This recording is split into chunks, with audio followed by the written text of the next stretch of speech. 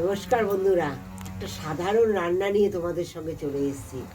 এই সাধারণ রান্না কিভাবে অসাধারণ হবে সেটা দেখার জন্য আমার এই রেসিপিতে অবশ্যই থাকতে হবে। পুরো ভিডিওটা স্কিপ না করে স্কিপ না করে পুরো ভিডিওটার সঙ্গে থেকে আশা করি তোমাদের খুব ভালো লাগবে। রাজকীয় রান্নায় রাজকীয় স্বাদ হয়, কিন্তু সাধারণ রান্নার কি করে অসাধারণ স্বাদ হবে তার জন্য আমি চলে এসেছি। দেখো, একটা আলু নিয়ে, বড় একটা আলু ছুলে নিয়েছি, আর দুটো টমেটো নিয়ে এই টমেটো আর আলুটা আমি সুন্দর সিদ্ধ দিয়ে দেবো। টমেটো একটা আলুতে একটা টমেটো দিলাম বন্ধুরা, সিদ্ধ। দেখো বন্ধুরা, শুকনো কড়াই, কিচ্ছু নেই। দেখো, দেবো লবণ। কেন দেখো লবণটা কেন দিচ্ছি? দেখো, লবণটা আমি ভেজে নেবো, কারণ তোমরা দেখেছো আমি টমেটো আলু দেখো সিদ্ধ করে নিয়েছি, যাতে কাঁচা লবণ খাওয়া না লাগে। হ্যাঁ, তাই দেখো এটা একটু ভেজে নিচ্ছি আমি এই কড়াইতে, একটু ভেজে নিচ্ছি। নিয়ে এই যে টমেটোর যে জল জল ভাবটা, টমেটোটা সিদ্ধ করে নিয়েছি, এই জল জল ভাবটা কাটিয়ে দেবো।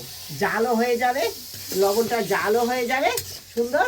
আর এদিকে কি হবে, এই লবণটা জালও হয়ে যাবে, জল জল ভাবটাও কেটে যাবে একটু, তাহলে কাঁচা লবণ খাওয়াও লাগবে না বন্ধুরা।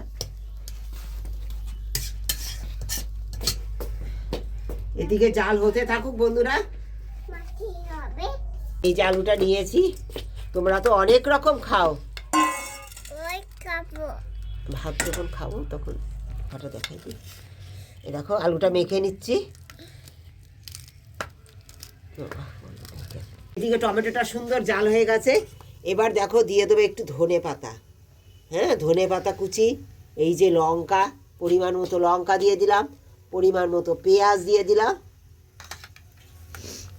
দিয়ে দেবো সর্ষে তেল, মাখা মানে সর্ষে তেল। এইবার দিয়ে দেবো এই যে টমেটোটা, দেখো জাল হয়ে গেল, লবণটা পুরো জাল হয়ে গেল, দেখলে তোমরা? হ্যাঁ, একদম পুরো শুকাবো না বন্ধুরা, একটু জল জল ভাব থাকবে।